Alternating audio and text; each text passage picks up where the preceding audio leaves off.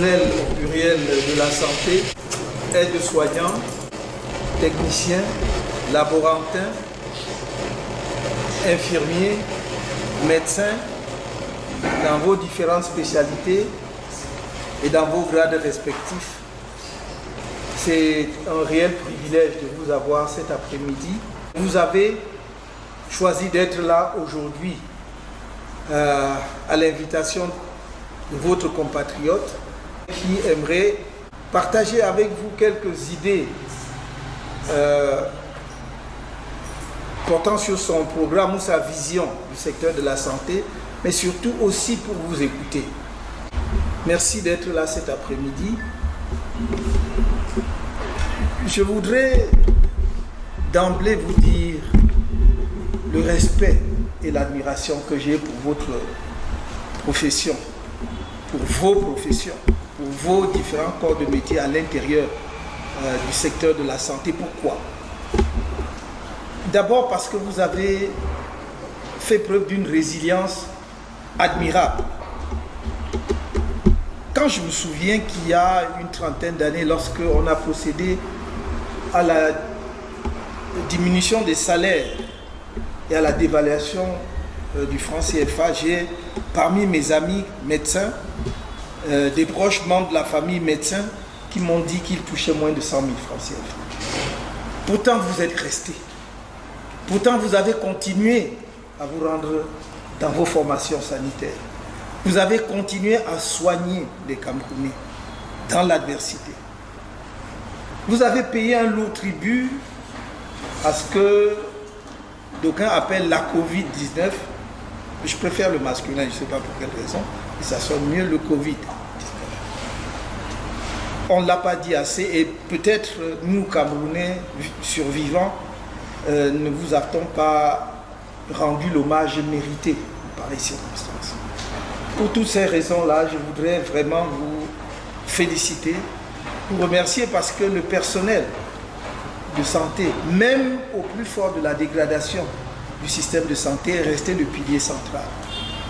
Dans la difficulté que nous connaissons, parfois même nous sommes très sévères avec vous sans savoir justement tout ce que vous endurez pour continuer malgré tout de venir au secours des Camerounais.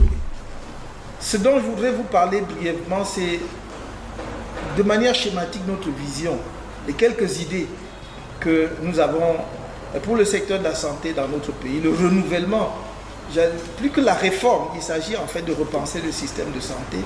Et je compte sur vous pour, j'allais dire, me corriger quand je suis dans l'erreur et surtout enrichir nos échanges pour que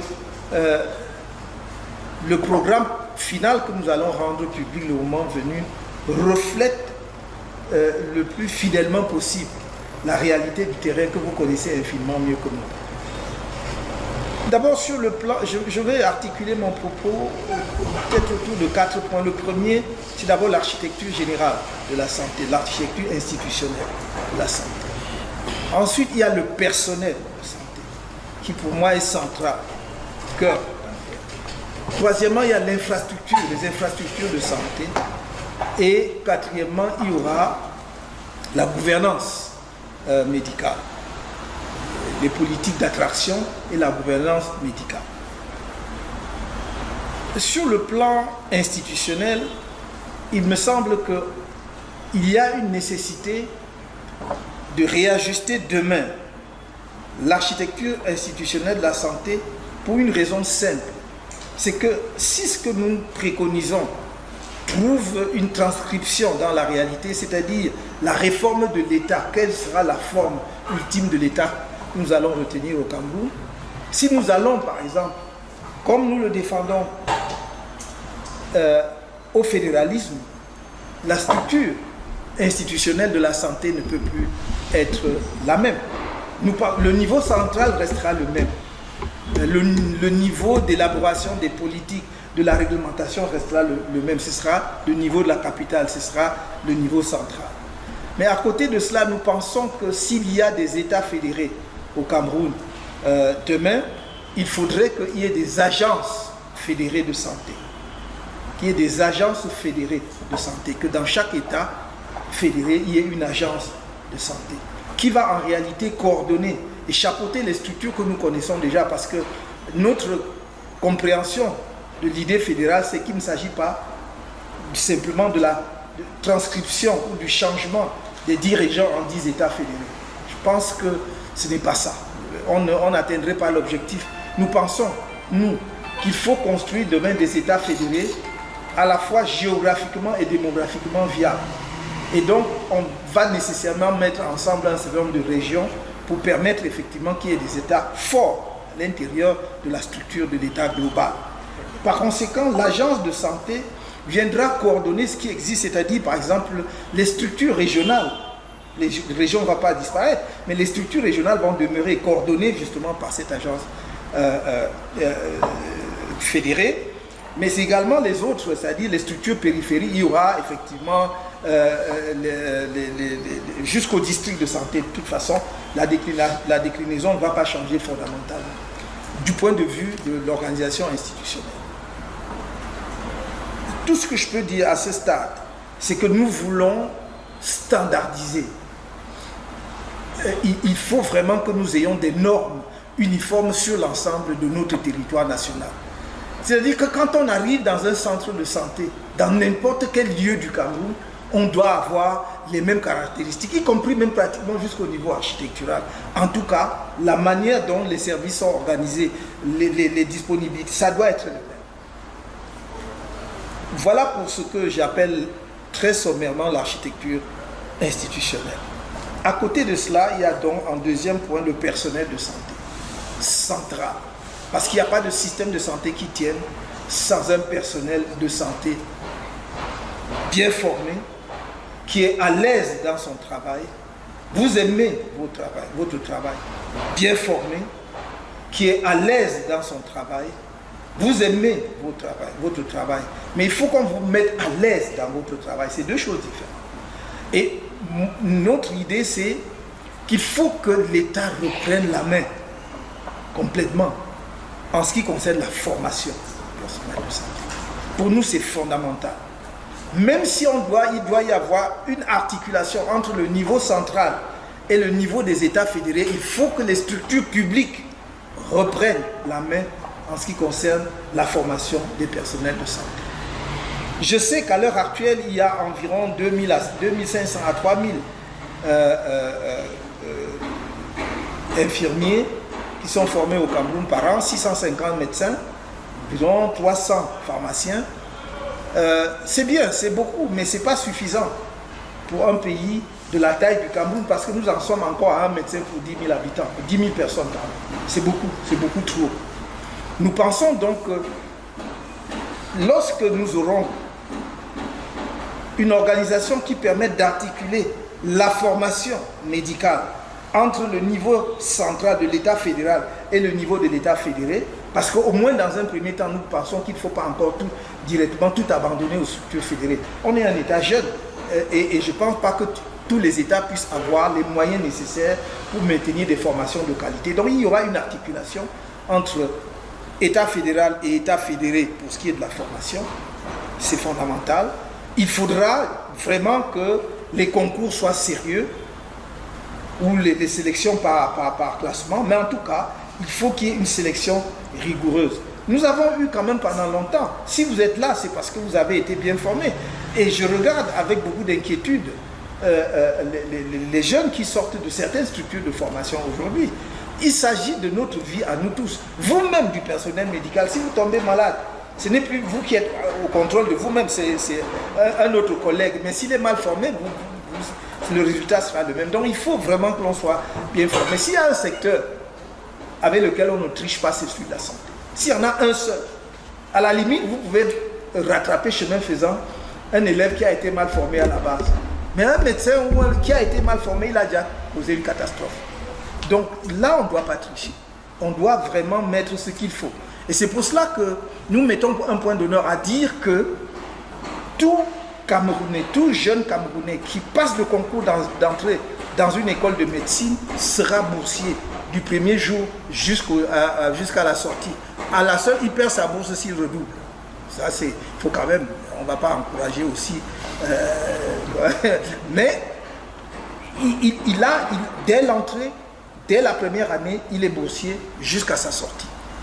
Évidemment, toujours dans le cadre de la formation, il faut multiplier, peut-être accroître en tout cas les filières de spécialisation. Et à cet égard, nous pensons franchement qu'on ne peut pas parler de la formation, non seulement sans penser aux facultés ou aux écoles de médecine, mais surtout au CHU. Il faut de grands CHU au Cameroun. Centre hospitalier universitaire. Il en faut vraiment de référence. Ou d'ailleurs, vous allez articuler formation et recherche. En fait, soins, formation et recherche. Parce que nous ne pouvons pas, on ne fait plus la recherche médicale au Cameroun. Mais pourtant, quand vous faites un petit saut en arrière, moi je me souviens quand on était à l'université, de temps en temps on vous disait tel professeur de médecine ou tel médecin a découvert ceci ou il fait telle chose. Il n'y en a plus. Parce qu'effectivement on a négligé l'aspect recherche. Et je pense que nous allons doter le pays de grands CHU pour que les médecins qui sont formés soient également, grâce à cet encadrement-là, familiers, je veux dire, avec la pratique médicale. Toujours dans le cadre de la formation, une des idées que nous proposons, c'est que vous avez constaté qu'à l'heure actuelle, l'arrière-pays souffre beaucoup. Il y a des parents, des patients dans l'arrière-pays qui n'ont jamais vu un médecin ou qui envoient un, peut-être par hasard, tous les 10 ans, je ne sais pas moi, à l'occasion de quelle campagne que l'on mènerait. Ce n'est pas normal. Il est possible de faire autrement. Nous pensons que les jeunes médecins qui viennent de sortir, et même déjà avant même la sortie, doivent faire une partie de leur stage dans l'arrière-pays, prise en charge, avec une prise en charge, de façon à ce que même les formations sanitaires les plus petites puissent voir passer un médecin. Voilà, et que ce ne soit pas un luxe qui est réservé aux grands centres urbains comme Douala, Yaoundé et les chefs-lieux de région. Et à cet égard, un autre aspect, une autre valorisation du personnel de santé, à notre avis, passe par l'attention qu'on doit porter à leur statut social. Cela passe premièrement par la revalorisation de la rémunération du personnel de santé. Vous ne pouvez pas payer des médecins, même vraiment au-delà de la santé. Respectons quand même le nombre d'années d'études qu'il y a derrière. Vous ne pouvez pas payer des médecins au lance-pierre. Vous ne pouvez pas payer des infirmiers au lance-pierre. Vous ne pouvez pas payer parce que tout ce monde-là passe du temps, abandonne leur famille quand ils font des gardes. Et je ne sais pas quel autre sacrifice. Donc on doit, s'il y a des secteurs sur lesquels moi je crois qu'il faut faire un effort, se concentrer pour améliorer les conditions d'exercice de la profession, c'est les médecins et les enseignants. J'ajoute à ces éléments, en dehors des prix, machin, mais le salaire même déjà de base doit être revalorisé hormis les prix.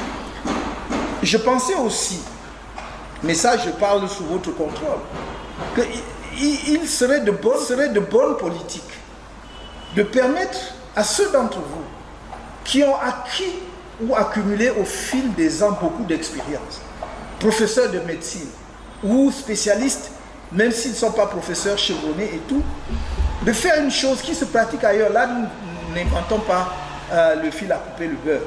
C'est-à-dire qu'il y ait une part, pendant la semaine, il y a un certain nombre de jours accordés aux médecins, à ces grands spécialistes-là, pour faire des consultations dans les formations sanitaires publiques, mais pour leur propre compte. Je ne veux pas tuer les formations sanitaires privées, mais quand même, j'aimerais que ça se fasse en milieu hospitalier, ou en plus d'ailleurs, ils ont l'avantage, parce que on va y revenir tout à l'heure, le plateau technique va être revu, mais vraiment à un niveau sérieux. Mais s'ils ont justement le plateau technique qu'il faut, l'entourage aussi du personnel qu'il faut, ils peuvent mieux suivre les patients dans les formations sanitaires publiques. Mais il faut justement, pour éviter qu'ils soient obligés d'abandonner leur poste à l'hôpital, voire ailleurs, pour aller faire multiplier les consultations dans les secteurs privés, il faut leur donner cette possibilité-là. Ce jour-là, vous consultez le médecin, mais à titre privé, il va vous faire sa facture, vous allez payer. Et il est dans formation sanitaire publique. Et enfin, toujours par rapport au statut social, il me semble qu'il est important. Quand nous, on était petits, on savait que dans les petites localités du pays où on était, il y avait 3-4 personnes qui étaient des grands notables, pas des notabilités traditionnelles. Il y avait l'autorité administrative, il y avait le médecin, il y avait le directeur d'école, et je ne sais plus qui. Ça ne dépassait pas 3 ou 4. Voilà les notables. Il faut rétablir cela. C'est-à-dire que quand dans une localité, on voit un médecin, on doit d'abord savoir qu'on a affaire à une personnalité. Les personnalités ne sont pas seulement celles qui ont fait l'ENA. Non. Quand vous avez en face de vous un médecin, un directeur d'école ou un proviseur de lycée et tout cela, ça doit être des éléments constitutifs de la notabilité de la localité. Et à cet égard, et pour ce faire, y compris pour les jeunes médecins en fin de formation ou en début d'activité dont nous avons parlé tout à l'heure, nous voulons rétablir, construire à nouveau des maisons d'astreinte. À construire des maisons d'astreinte. Il ne faut pas qu'un médecin, quand il arrive, parce que bon, à Yaoundé, il va se débrouiller, même sans beaucoup de moyens, pour trouver même 1-2 pièces. Mais ailleurs, dans des districts de santé, dans des petites localités, même s'il veut louer, il ne trouve pas quelque chose de décent. Or, pour qu'il garde ce statut de notable, il faut qu'on dise voilà la maison du médecin. On ne va pas simplement dire voilà la maison du sous-préfet ou bien du commandant, voilà la maison du médecin. Donc, et pour nous, la garantie que ces maisons d'astreinte gardent leur standard, c'est standing, c'est que le médecin qui entre doit savoir qu'on doit faire le check à l'entrée et le check à la sortie. Si vous avez cassé, détruit des choses, bon, je regrette, mais vous allez devoir payer pour réparer. Mais il faut vraiment qu'il arrive, qu'il soit psychologiquement même déjà rassuré en arrivant, que j'ai une maison d'astreinte. J'ai préconisé la même chose d'ailleurs pour les responsables en matière d'éducation, c'est vraiment important.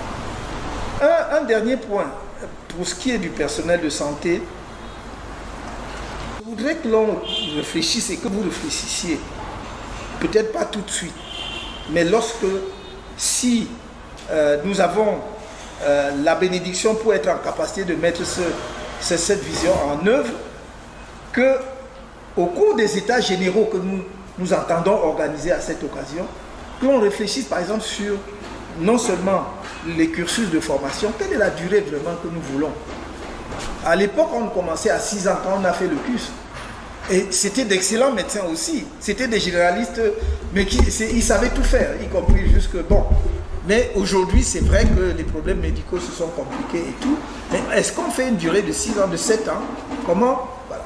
Ensuite, comment est-ce qu'il est possible de faire des passerelles entre les professions, au sein du secteur du personnel de la santé, par exemple, entre des équivalences entre infirmiers et médecins après un certain temps? Est-ce que c'est possible? Je crois que j'ai vu des choses comme ça ailleurs. Est-ce que c'est bon? C'est pas tout ce qu'on a vu ailleurs n'est pas bon. Donc moi j'y vais là sur la pointe des pieds.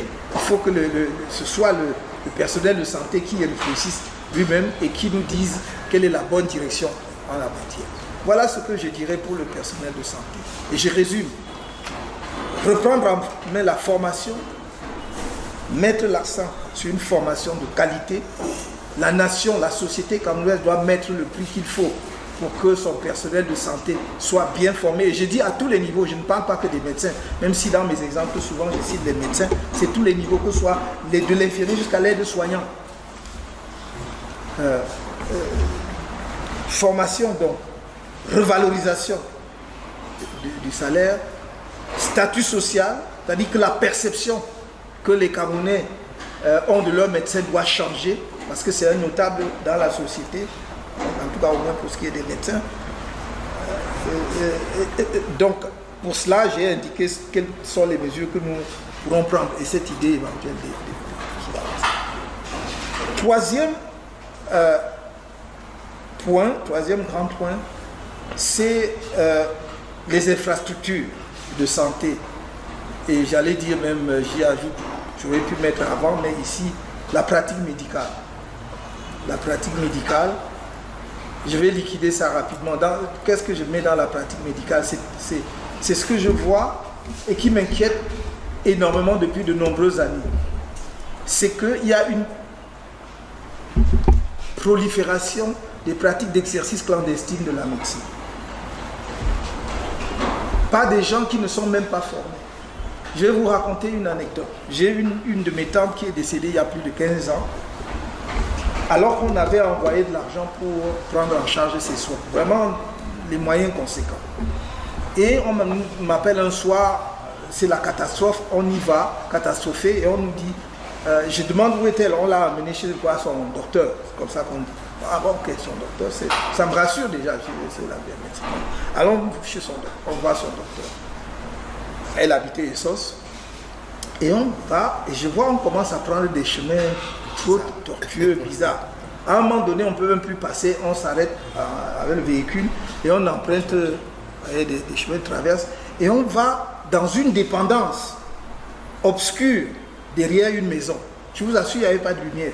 On n'y voyait pas. Et on entre et je vois notre tante qui était...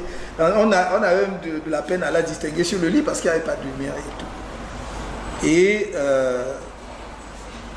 alors, nous posons la question, où est donc son médecin? Parce que je voudrais savoir s'il y a des choses qui manquent, qu'est-ce qu'il faut faire et tout. Et on nous amène une personne, un individu qui a l'air de tout sauf d'un médecin. Et bon, on est prudent quand même, il ne faut pas offenser quelqu'un, peut-être qu'il est médecin. Donc on pose des questions, ses réponses ne sont pas convaincantes. Et après, je pose la question un peu de côté. Mais vous dites que ce monsieur-là est médecin. On dit que non, en réalité, parce qu'il y avait un diplôme accroché au mur et c'était un diplôme d'aide-soignant. Et c'est pas ça le problème, c'est que c'est son père qui était aide-soignant. Et donc quand son père est décédé, lui il a continué à exercer, alors que avec le diplôme, avec le truc de son père. Donc c'est pour cela qu'il a posé à monsieur ma tante une solution glucosée, alors qu'elle était diabétique, carabinée. Donc elle est décédée peu de temps après. Donc c'est pour dire, c'est vraiment cette prolifération de ce qu'on appelle les gigs santé. Si nous ne nous y penchons pas sérieusement, on va faire tous les efforts qu'on veut, mais on ne va pas améliorer le niveau de prestation, enfin de santé des Camerounais. Parce que, je peux le dire, le gouvernement actuel n'a pas eu le courage de s'y attaquer. Non pas qu'il n'en soit pas conscient, mais il n'a pas eu le courage de s'y attaquer. Parce qu'on dit, ah ben oui, mais vraiment, les gens se débrouillent avec ça. Mais est-ce qu'on se débrouille avec la santé des gens? Si vous voulez vous débrouiller, allez faire une formation. Allez vous former et vous pratiquer. Mais on ne peut pas sous prétexte qu'il y a le chômage en disant, bon, c'est exactement comme la même chose qu'on voit avec nos trottoirs. On dit, il faut laisser les gens vendre n'importe où parce qu'ils se débrouillent. Mais non. Les trottoirs d'une ville ne sont pas faits pour la vente, encore moins la chaussée, mais c'est pour la circulation. Donc nous devons prendre le taureau par les cornes et apporter des solutions idoines. Si vous voulez exercer, et d'ailleurs à quel niveau, avec quelle qualification, avec quel degré de qualification peut-on autoriser des gigs santé? Aujourd'hui, c'est à tous les niveaux, et je vous dis, même sans qualification, les gens le font. Donc ça, c'est un vrai problème que je voulais évacuer. Maintenant, pour ce qui est des infrastructures, je crois que nous devons très rapidement relever le plateau technique des hôpitaux camerounais. Évidemment, il faut revoir les bâtiments, ceux qui sont complètement dépassés, défraîchis, ceux même qui tombent en ruine. Une autre anecdote, un jour, nous apprenons qu'il y a des amis qui ont fait un accident vers Ayos. Et quand vous allez vers Touast, voilà, c'est l'accident. Donc, nous, on court. Moi, j'ai pris mon véhicule, j'y suis allé. Et on l'avait amené à l'hôpital d'Ayos. J'en parle avec beaucoup de peine parce que mes oncles qui viennent de décéder avaient été formés à Ayos. Ayos existe depuis la période coloniale. Et que si nous devions avoir une référence en termes d'infrastructure de santé, Ayos devait en être, parce qu'en plus, c'était une structure pédagogique. J'arrive. Vous arrivez, vous avez encore des bâtiments avec les briques de terre coloniale, c'est très beau. Si on entretenait, vous avez encore des toits en tuiles, mais les tuiles s'arrachent. Et donc, j'arrive et on me fait là aussi entrer. Manque de peau, il n'y a pas de lumière. On avait coupé la lumière. Il y avait une étudiante en médecine qui était finissante. Donc elle terminait et elle faisait son stage là-bas. Mais la pauvre, elle était seule. Quand on dit, bon, elle se retrouve seule dans toute une formation hospitalière aussi grande. Là encore, donc, avec la complexité, on a du mal à voir. Mais ce que je vais vous dire, le pire, c'est qu'il y avait une odeur insoutenable. Et on me dit, la coupure, c'est depuis plusieurs jours. Donc c'est la mort qui fait. Je cite l'hôpital. Et je cite des faits que j'ai vécus. Si Okala était là, il allait, puisque c'était Okala et l'autre qui avait fait l'accident. Ceux qui se souviennent de ça peuvent en témoigner. Si Okala était là, il pourrait vous en donner témoignage.